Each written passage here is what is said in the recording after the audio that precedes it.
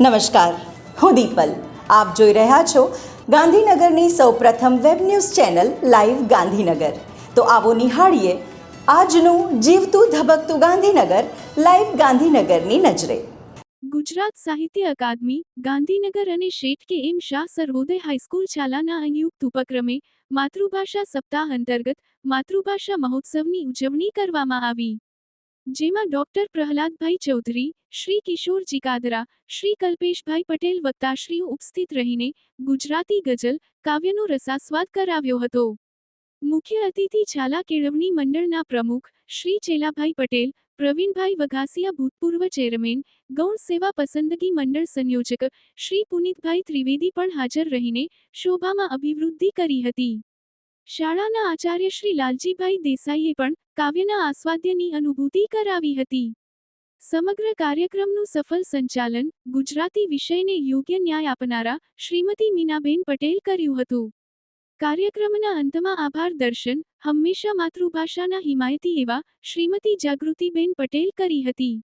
શાળાના સર્વે સારસ્વત મિત્રોને માતૃભાષાના ગૌરવ સાથે આચાર્યશ્રીએ અભિનંદન પાઠવ્યા હતા.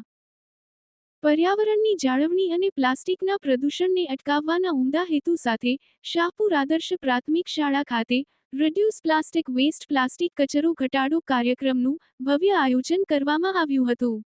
આ કાર્યક્રમમાં શાળાના વિદ્યાર્થીઓ અને શિક્ષકોએ ઉત્સાહભેર ભાગ લઈ પર્યાવરણ સુરક્ષાનો સંદેશ આપ્યો હતો. આ અભિયાન અંતર્ગત શાળાના વિદ્યાર્થીઓ દ્વારા જનજાગૃતિ ફેલાવવામાં આવી હતી, જેના પરિણામે એક જ દિવસમાં શાળા પરિસર અને આસપાસના વિસ્તારમાંથી 500ની વધુ પ્લાસ્ટિકની ખાલી બોટલો એકત્ર કરવામાં આવી હતી. આ એકત્રિત કચરાનો યોગ્ય નિકાલ કરી તેને રિસાયકલિંગ માટે મોકલવાની પ્રક્રિયા હાથ ધરવામાં આવી છે. કાર્યક્રમમાં મુખ્ય વક્તા તરીકે પાલજ પ્રાથમિક શાળાના આદરણીય આચાર્ય શ્રી હિતેશભાઈ પટેલ ઉપસ્થિત રહ્યા હતા. કાર્યક્રમના અંતે શાહપુર શાળાના આચાર્ય શ્રી અશ્વિનભાઈ પ્રજાપતિ દ્વારા મુખ્ય વક્તા શ્રી હિતેશભાઈ પટેલનું પુષ્પગુચ્છ અને સ્મૃતિચિહ્ન આપી ભાવભીનું સન્માન કરવામાં આવ્યું હતું. આચાર્યશ્રીએ આ સુંદર કાર્યક્રમમાં સહયોગ આપનાર તમામ વિદ્યાર્થીઓ અને સ્ટાફગણનો આભાર વ્યક્ત કર્યો હતો. સરકારી અંગ્રેજી માધ્યમ શાળા સેક્ટર 29 ખાતે ગુજરાત સાહિત્ય અકાદમી અને યુવા વિકાસ ટ્રસ્ટના સંયુક્ત ઉપક્રમે માતૃભાષા ગૌરવ દિવસની ઉજવણી કરવામાં આવી. કાર્યક્રમની શરૂઆત પ્રાર્થના અને સ્વાગત ગીતથી થઈ. મહેમાનોના હસ્તે દીપ પ્રાગટ્ય કરવામાં આવ્યું. ડોક્ટર ભાસ્કર શુક્લ અને ડોક્ટર ગાયત્રી દવે દ્વારા માતૃભાષાના મહત્વ વિશે પ્રેરણાદાયક ઉદ્બોધન આપવામાં આવ્યું. કવિ સંમેલન અને વિદ્યાર્થીઓની વક્તૃત્વ સ્પર્ધા કાર્યક્રમના મુખ્ય આકર્ષણ રહ્યા.